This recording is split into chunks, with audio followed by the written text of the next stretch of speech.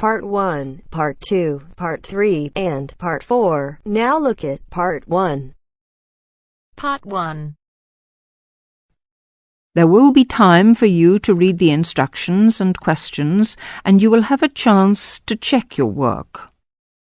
All the recordings will be played once only, and you will hear a conversation between two people talking about insecticide. First, you have some time to look at questions 1 to 5.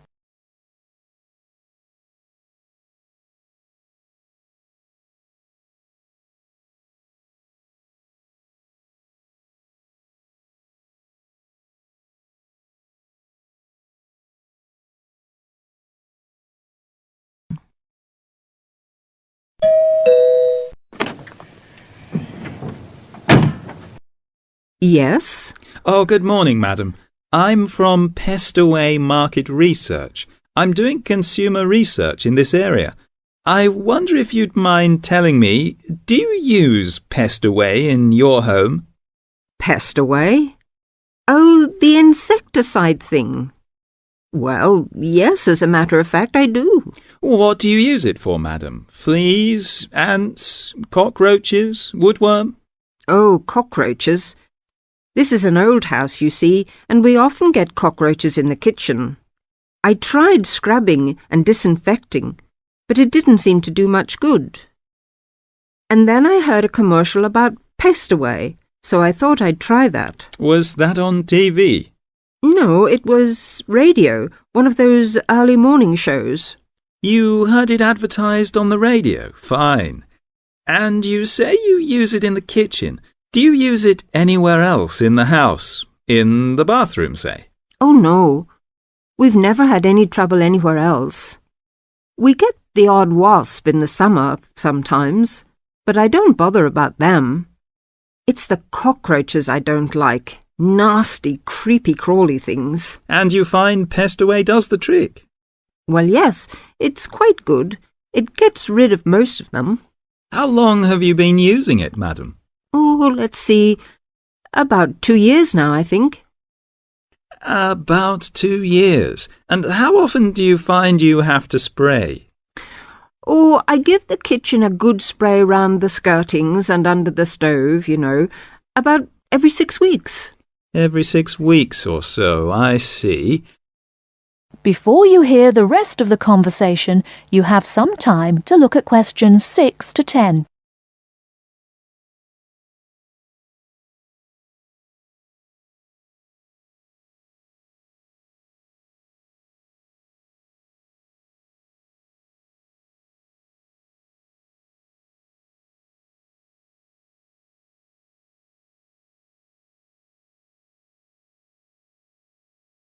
Now listen and answer questions 6 to 10. About every 6 weeks. Every 6 weeks or so, I see. Where do you buy your Pestaway, madam? A supermarket? Chemist? Oh, no. I get it at the little shop at the end of this street. They stock practically everything. It means taking a bus if I want to go to the supermarket. Well, thank you very much, madam. Oh, could I have your name, please? Mrs. Edgerton. Mary Edgerton. That's Egerton. Egerton. And the address? The address is 12 Holly, Peterford. 12 Peterford. And may I ask your age, madam? Oh, well, just put down I'm over 50. As you like, Mrs. Egerton. And occupation? Housewife? Well, I used to be a telephonist before I married. I had a very good job at the post office, but what with a husband to look after and 4 children to bring up, it doesn't leave you much time, does it? Occupation, housewife. Well, thank you very much for your time, madam. You've been most helpful. That is the end of Part 1. You now have half a minute to check your answers.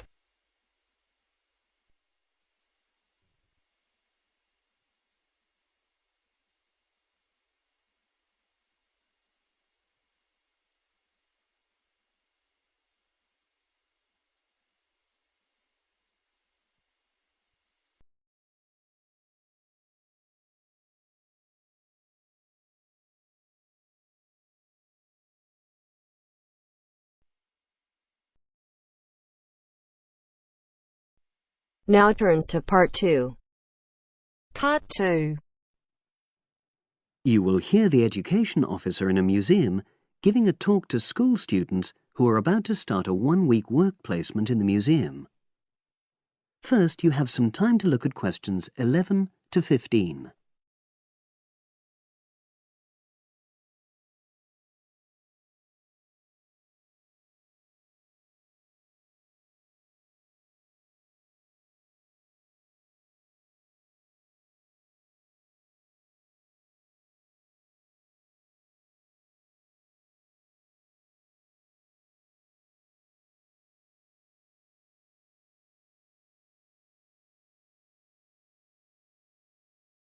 Now listen and answer questions 11 to 15. Good morning and welcome. We're really pleased that you're going to be joining us next week for your work placement.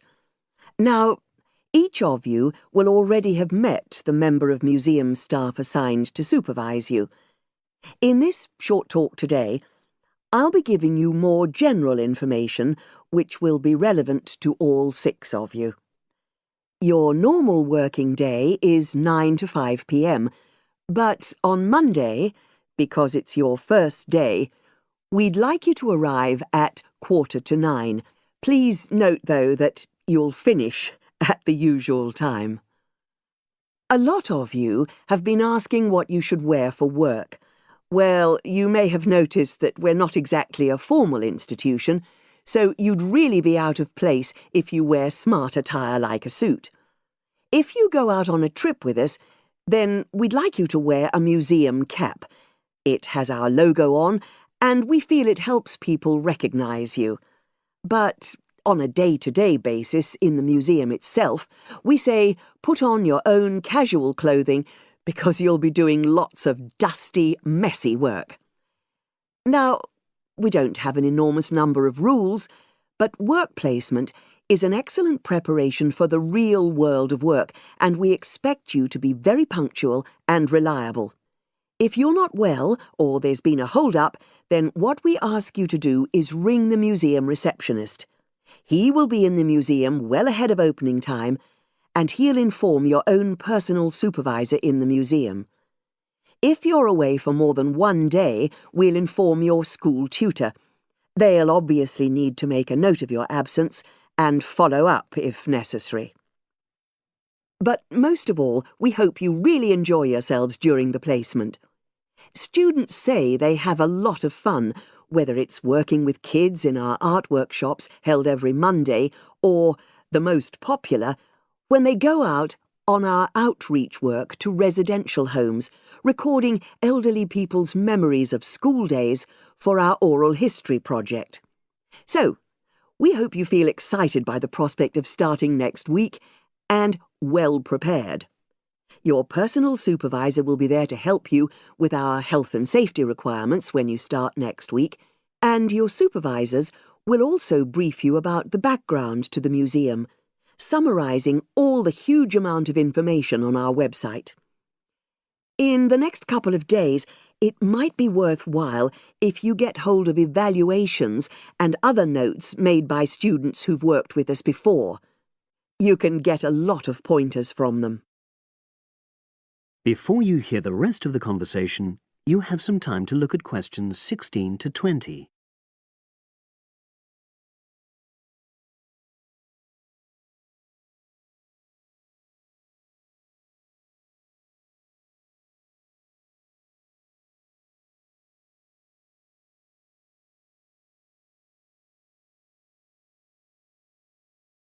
Now listen and answer questions 16 to 20.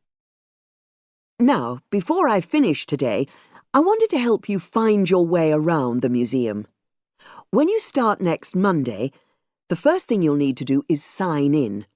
Come through the main entrance and you'll see the main staircase straight ahead. To the right of this is the statue of the horse, and just behind that is a door. Go through that, and that's the sign-in office. Now, on the first day, you'll be working in Gallery 1. You'll find this as follows. In the central courtyard area, close to the entrance, there's a large chest where visitors put donations for the museum. The door just behind that leads to Gallery 1. The workshop you'll be taking part in starts at 11, but if you want to go in earlier, you can get the key and let yourself in. The key box is quite hard to find. Walk behind reception, and it's between the large gallery and the bookshop. I haven't mentioned breaks, lunch, etc. Unfortunately, our cafe's closed at the moment, so your best bet is to bring a packed lunch. We tend to have our sandwiches in the kitchen area. Go round the reception desk and you'll see a small circular cabinet. The door to the kitchen area is just behind that. Now, every day, we put up notices about what's happening in the museum. Your supervisor will brief you, but if you want to check up on details, look on our staff notice board. This is in the corner of the play area, at the back, on the wall of Gallery 3. If you have any questions, I'd be happy to help. That is the end of part 2. You now have half a minute to check your answers.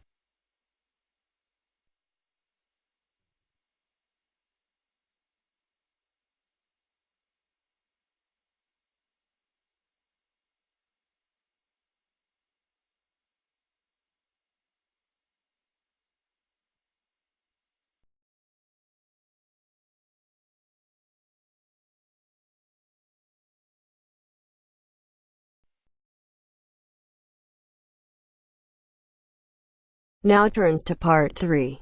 Part 3. You will hear a group of students, Henry, Joe, Nancy, and Gordon, discussing changes to their work experience placement arrangements. First, you have some time to look at questions 21 to 26.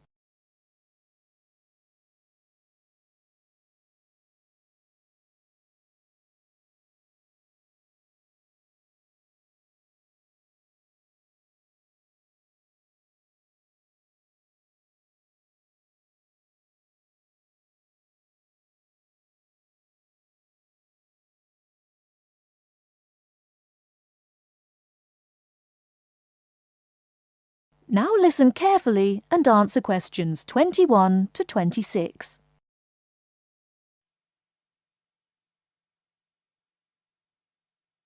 Look, there's the notice that Professor Jones told us he'd be putting up confirming the details of our work experience placements. But I thought that was already arranged. No, he said he'd have to check with the companies that the days we preferred were okay for them. Let's see if any have changed. Teresa's not here today, but her name's first. It says the Uni Bookshop, Friday mornings starting on the 23rd of March. So nothing's changed. I'll let her know. What about Manuel? He's not here either. Is he still going to the music store in the High Street? If it's mainly music, yes, he's still down for that on Friday afternoons starting on the 9th. The day's different. It's changed from Tuesday mornings, but that's okay. I'll tell him. He'll really enjoy listening to music all day. Now, where's my name? Henry. Here it is. I'm going to the beauty shop, and I said I preferred Thursday afternoons. Oh, good, that seems okay. And my start date hasn't changed either. Joe, what day did you opt for? I'm going to Highway Hotels on Monday mornings. Yes, that's okay. And starting on Monday the 12th of March. Oh, has that been changed? Okay, I was scheduled to start the week before. I'll just make a note of that. What about me, Henry? Have I still got the Explore travel service on Wednesday mornings? Just a minute. Where's your name? Let's see. Nancy. Okay, here it is. Explore travel on Wednesdays, yes, but afternoons, and starting date is Wednesday the 14th of March. Has the date changed? No, not the date, just the time, which is fine. I'll get to sleep in. You lazy thing, Nancy. Chris's name is next on the list. Gorgeous Gowns Fashions. What a name. Yes, it sounds good, doesn't it? I'm hoping he'll bring me some free samples. So, has he still got Wednesday mornings? Yes, Wednesday mornings starting on the 14th of March. Okay, I'll tell him when I see him tonight that his arrangements haven't changed. Gordon, what about you? I chose that software company that makes computer games. I can't remember its name, but I asked for Tuesday afternoons. Oh, yes. Here it is. Games to go on Wednesday mornings. There's a note here saying they have their weekly staff meetings on Tuesday afternoons, so that wouldn't be much use to you. That's why they've changed it to Wednesdays, starting on the 21st of March, so you can see their working setup. OK, I'm glad they've changed it. I don't think I'd want to sit through a meeting every week. Before the conversation continues, you have some time to look at questions 27 to 30.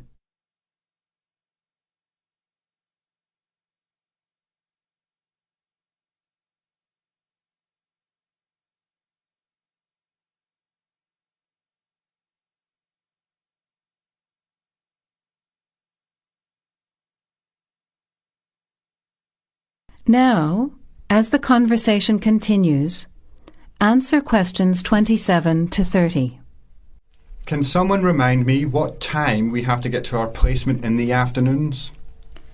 It says here, mornings start at 9 a.m. and afternoon sessions at 1 p.m. Oh, that's a shame. I thought Professor Jones was going to change it to 9:30 a.m. and 1:30 p.m. Yes, he did say that he'd try to make it later, but obviously that wasn't possible. By the way, just in case, what happens if we're ill or something and can't make it? Do we phone the college or the place we're going to?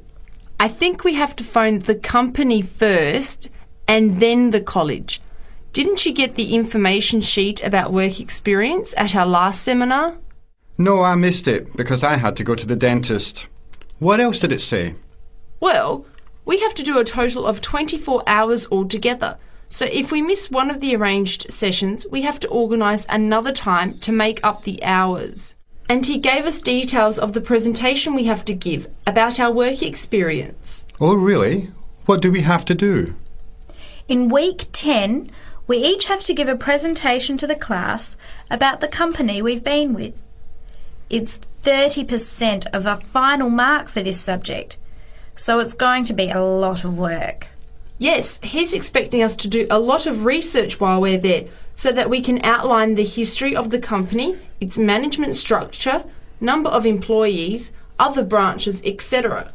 And he said we should use lots of visuals such as diagrams and flowcharts during the presentation. Yes, and we should also include what we did each week, the different departments of the company or positions that we observed, and try to relate what we saw to our studies so far. He gave examples like management style, accounting systems, information technology, and so on.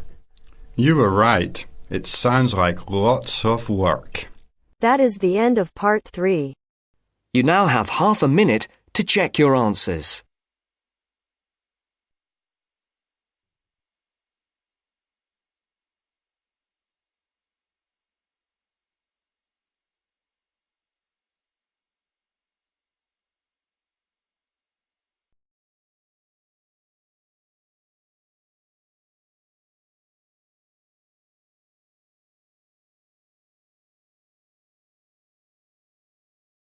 Now turns to part 4.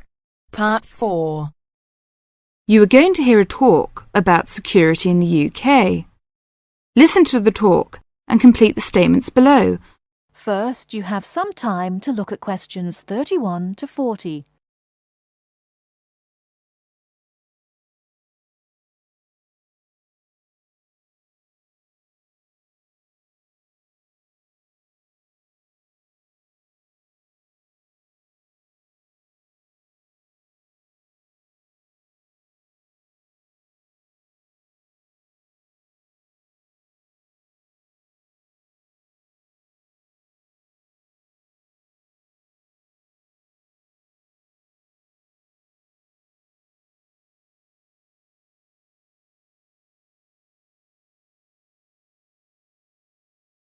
Now listen carefully and answer questions 31 to 40.